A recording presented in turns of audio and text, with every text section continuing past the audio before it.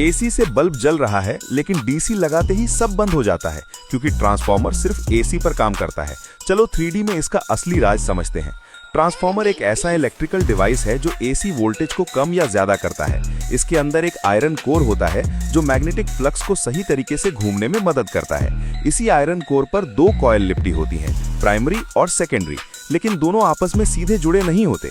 जब primary coil में AC supply दी जाती है तो करंट लगातार आगे पीछे बदलता रहता है और इसी बदलते करंट से आयरन कोर के अंदर बदलता हुआ मैग्नेटिक फ्लक्स बनता है।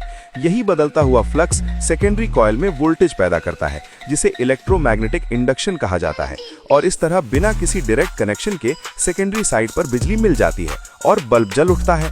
अगर सेकेंडरी कॉइल के टर्न ज्यादा हों तो वोल्टेज बढ़ जाता है और कम हो तो वोल्टेज घट जाता है।